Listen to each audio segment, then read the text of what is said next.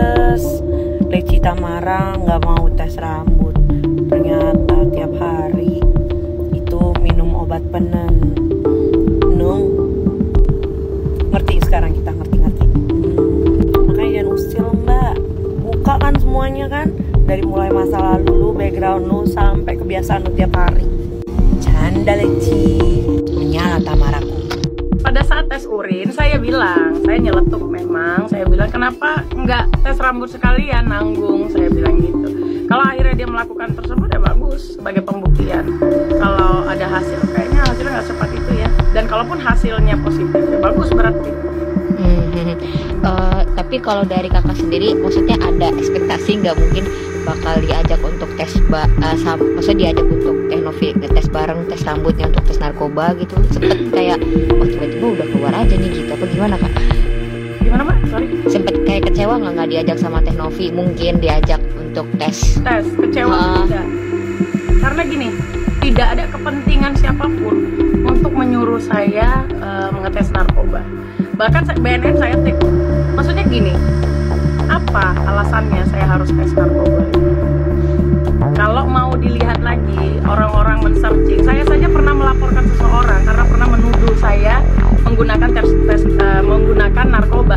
Mana mungkin kemudian seorang pemakai narkoba datang ke kantor polisi untuk melaporkan orang yang menuduhkan dia. Itu yang pertama. Yang kedua, saya ini pernah mengikuti kontestasi politik legislatif. Sudah pasti saya bebas narkoba. Gitu. Jadi tantangan-tantangan itu tidak akan pernah saya turuti, kecuali saya terciduk pesta narkoba atau apapun itu ya, yang kemudian saya disurati oleh BNN dari penyidikan untuk melakukan itu, ya boleh. Gitu. Oke. Nah, kabarnya Kak Zanza ditantang balik lah gitu sama Teknovi untuk tes itu. Tadi sebenarnya udah dijawab sih, tapi kalau dia ngomong langsung mungkin atau hubungi Kak Zanza itu kira-kira nggak bakal respon gimana? Tidak akan saya respon karena dia bukan orang yang berwenang untuk menyuruh saya. Oke. Nah, ini tapi saya kasih mungkin mau gimana kan, mau responnya gimana? Ini kan lagi isu kemarin Bang Den sudah cuma bawa. Saya ini kan spiritualis gitu. Jadi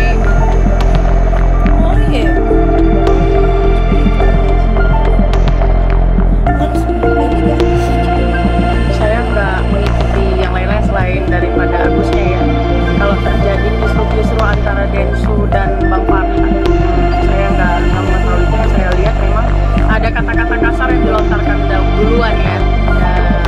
Ya wajar aja orang marah juga gitu. Kalau akhirnya sampai disamper-samperin, menurut saya juga kayak kenapa ya? Kayak agak lebay sih menurut saya. Oke. Tapi kalau dari Bang Densu ini menurut Bang Densu karena beliau orang Makassar gitu ya, jadi ngerasa tertantang nih pride-nya gitu, kayak ya udah datengin aja, katanya lo mau ngajar gue nih Bang Farhad gitu. Sebenarnya tidak ada orang yang tidak punya harga diri, nggak cuma orang Makassar, mau orang Melayu sekalipun kalau ditantang ya hajar saja. Jadi nggak usah bawa suku, menurut saya nggak usah bawa suku, karena siapapun. Nah ketika dia pun orang Makassar ya, saya banyak teman-teman saya Makassar, saya kan asli Sumatera ya, saya dikatain orang terus saya bawa suku saya, itu juga nggak boleh gitu. Dan memangnya dia ngomong begitu pantas gitu.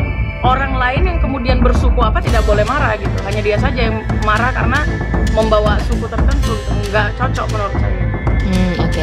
Nah tapi ketika disamper kan Bang Farhad juga nggak meresponnya lebih jauh, cuman akhirnya ya udah ngobrol-ngobrol biasa aja. Tapi di wawancara berikutnya tuh Bang Farhad malah bilang kalau Bang Densu kenapa nggak minta maaf aja sama saya, kan Bang Densu yang ngatain saya segala macam. Tapi mungkin nggak diobrolin ya pada malam itu. Nah, kakak gimana jadi? Iya kan, datang bawa kamera saya lihat ya, tapi saya tidak mendalami karena menurut saya nggak penting dan bukan urusan saya gitu. Bawa kamera, terus ngobrolnya juga menurut saya itu konten. Jadi saya menanggapi konten kan lucu juga gitu, lucu juga. Dan kalau Bang Farhad tidak merespon atau ngebalas ngehajar gitu ya, masa pengacara bego, masa dia melakukan pemukulan, ya udah jelas masuk penjara lah. Mungkin yang tersakiti yang berhak mengatakan dia harus minta maaf. Oh ya, ini ada sahabatnya Bang Farhad yang sesuai sama lawyer juga, dia mau ngebela lah gitu, maksudnya pasang badan untuk Bang Farhad. Gimana menurut kamu akhirnya ada sahabat yang mau pasang badan gitu buat Bang Farhat sampai ke arah sana gitu? Menurut kamu gimana Kang ngeliatnya? Boleh-boleh aja, namanya sahabat kan ya. Karena yang saya lihat juga si Densu itu datang kan seolah-olah pengen berantem gitu ya. Jadi kalau temennya pasang badan wajar buat saya. Malah kalau saya bilang di sini kesimpulannya siapa kesatrianya, tidak ada kesatria di sana.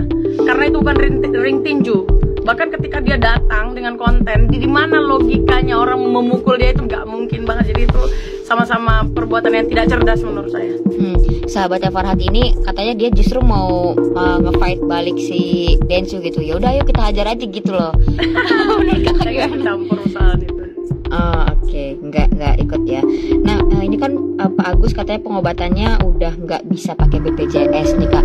Menurut kamu kira-kira ada pesan nggak buat Teh Novi? Maksudnya kan pada akhirnya jadinya BPJS dia nggak bisa dipakai gitu. Menurut kamu gimana? Pesannya buat Novi ya? Kalau tidak bisa menggunakan fasilitas-fasilitas tertentu di BPJS itu tidak hanya pada Agus. Saya bukan pengguna BPJS dan bukan peserta BPJS ya, tapi kalau yang saya lihat setelah uang dikembalikan kepada Novi, kemudian kan tidak ada tindakan pengobatan dari Novi, yang uang itu dikeluarkan dari sana untuk mengobati Agus kan tidak. Bahkan yang beredar itu adalah video Bang Farhat dan yang lain-lain itu kan membawa dia berobat menggunakan dana sumbangan dari teman-temannya, dari lawyer dia. Begitu aja Mbak. Kalau untuk maksudnya jika Pak Agus tetap meminta gitu, yang dia merasa happy, yang dibilang enong-enong gue, tapi yang terbukti jadi leci, sampai ada videonya malah bestinya dia. Yang dibilang enong-enong gue, tapi yang punya nama samaran sebagai leci, malah dia bestinya. Tamara, kecut dong. Tamara tak baik. Maleci masih ingat sama namanya waktu di Platinum dulu. Tamara, pas kalian tamarin. Ya.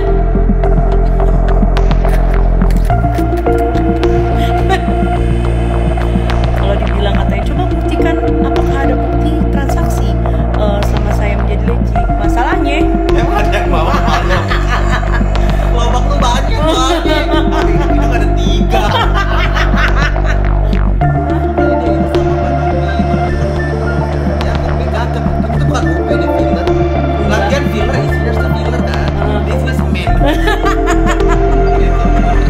beton ya beton.